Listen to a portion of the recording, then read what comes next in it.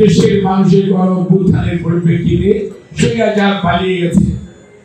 তার পরবর্তীতে অনেক কথা বলছে, কিন্তু কেউ কি খেয়াল করেছে বিএনপি কি বলেছে বা কোথায় বলেছে?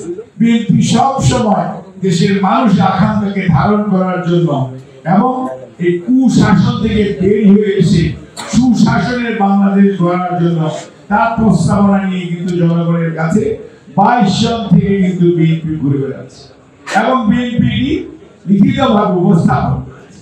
আজকে সংস্কার করে যাই হোক, কিছুক্ষণ আগে প্রধান উপদেষ্টা ঘোষণা দিয়েছেন যে সংস্কার জাতীয় নির্বাচন এবং গণভোট একই দিনে অনুষ্ঠিত হবে। এটাকে আমরা ধন্যবাদ জানাই। পদ্মা সেতু, মেট্রো রেল এবং এলিভেটেড এক্সপ্রেসওয়ে নির্মাণের গর্বিত অংশীদার বসুন্ধরা সিমেন্ট। এটাকে আমরা অভিনন্দন জানাই, কারণ এটি জন আকাঙ্ক্ষার প্রতিফলন হয়েছে এবং জনগণের অর্থের সাশ্রয় হবে এবং এটি একটি ফিজিবল উদ্যোগ। জনগণ জাতীয় নির্বাচনে ভোট দিতে যাবে, কোন ভোটের সময় জনগণ সেখানে ভোট দিয়ে চলে আরেকটা ব্যালট পেপার থাকবে।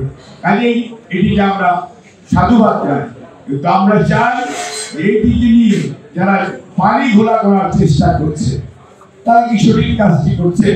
আপনারা আপনাদের কোনো প্রস্তাবই দেন নাই এতদিন, এখন আপনারা শুরু করেছেন পিয়ার চাই, শুরু করেছে উচ্চ দক্ষে এটা চাই, উচ্চ ওইটা চাই।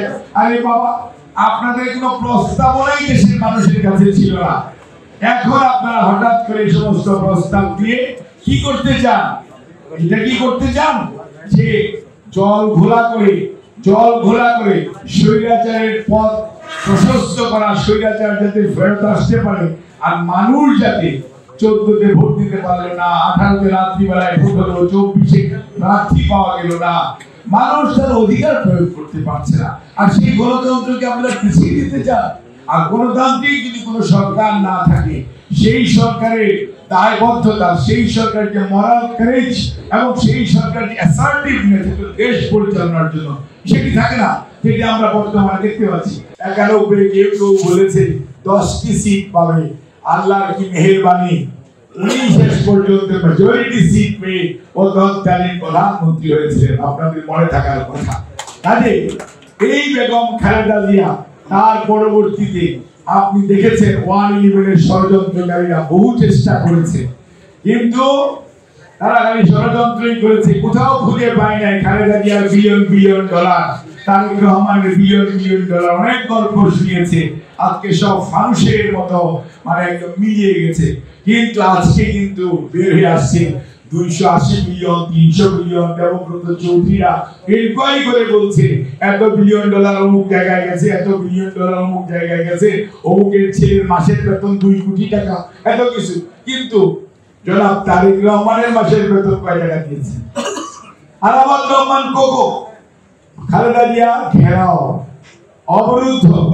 সেই মানুষটি দেখলো তার ছেলে, মা জীবিত, তার সময় একটা ছেলে যে ছিল আর অনেক দিন বেঁচে থাকার কথা, অলমোস্ট বিনা চিকিৎসায় একটা মানুষ মারা গেল এবং মা সেই ছেলেকে দাফন করার জন্য যতটুকু অন্য আমরা 10টা পরিবারের মানুষ যেরকম ভাবে আবেগ অথবা আমাদের অনুভূতি ব্যক্ত করতে পারতাম, উনি কি সেই দিন পেরেছিলেন? আপনাদের খেয়াল থাকার কথা, উনি যখন গুরুত্বপূর্ণ বিএনপি অফিসে অবরুদ্ধ ছিলেন, কিন্তু মানুষ কিন্তু তার পণ্য করে নাই। আপনি খেয়াল করে দেখেন বাইতুল মোকাররমের জানাজায় মানুষ কিন্তু তাদের যে স্নেহ, ভালোবাসা, শ্রদ্ধাবোধ শহীদ জিয়ার জানাজায় দেখিয়েছিলেন।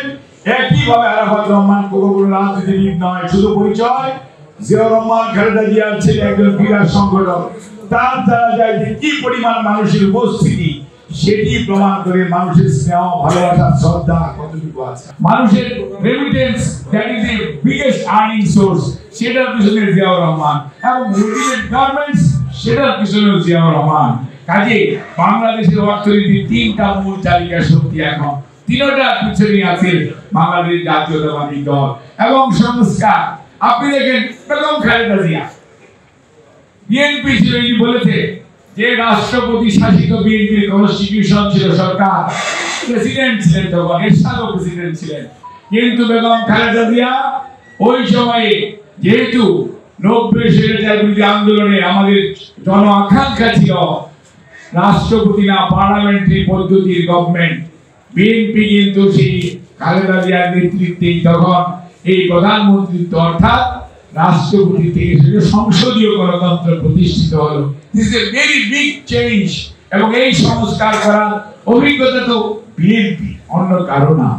এবং তারপরে আপনি দেখেন এই মানুষ ভোট দিতে যাতে নিঃশঙ্ক চিত্তে, নির্বিঘ্নে, নির্ভয়ে, নিরপেক্ষভাবে দিতে পারে, সেইটার প্রচলন কনস্টিটিউশনে ধারণ করেছে বেগম খালেদা জিয়ার নেতৃত্বে তখন বাংলাদেশ জাতীয়তাবাদী দল। অর্থাৎ মানুষের ভোটাধিকার।